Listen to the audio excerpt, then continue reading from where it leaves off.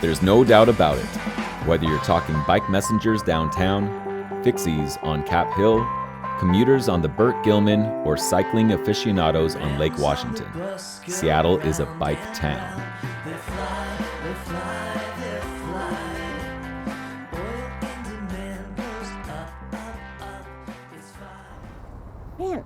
Man, there are a lot of bikes in the city.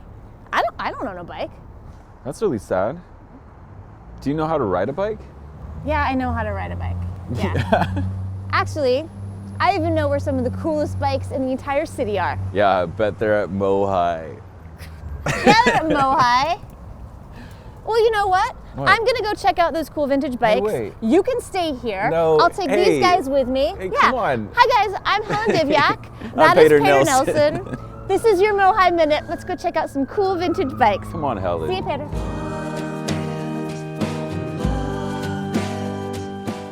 We're in MOHAI's collection storage to check out some awesome vintage bicycles. Now this bicycle, or velocipede as it was called, dates back to around the late 1870s, and it was referred to as a high-wheeler. I think you can figure out why. But what I can't figure out is how you would get on top of it. High-wheelers like these were the most common bicycles in the early 1880s. But because of their high cost and precarious nature, they tended to be ridden only by wealthy young men, like these, who didn't mind getting muddy or banged up.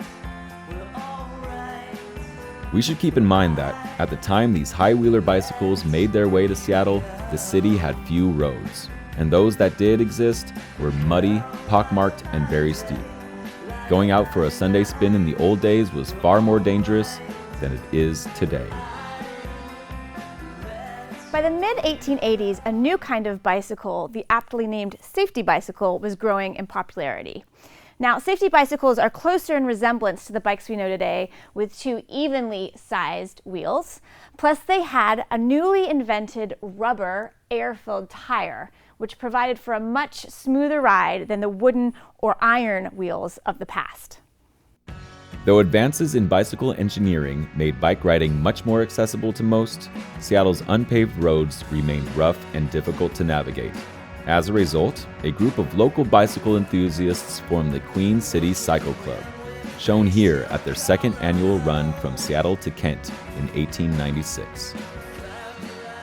The Queen City Cycle Club successfully advocated for navigable bike paths, many of which are major city streets today.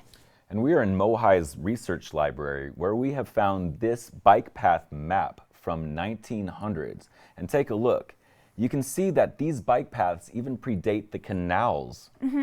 And you can also see that there's a bike path kind of near where the Burt Gilman Trail is today. And there's also a bike path up on the north end of Capitol Hill. And if you look really closely, you can see that there was even a lunch station.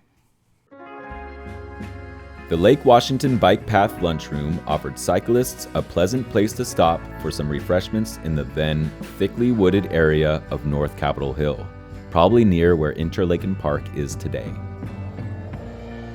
Besides contributing to the development of paved roads, the bike craze of the late 19th century also paved the way for women's rights.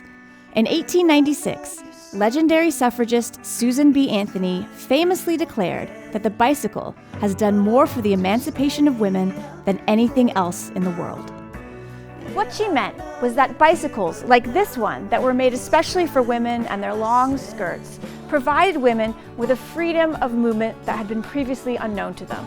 We have to remember that at this time, transportation meant walking on foot, having a horse, or maybe riding the railroad.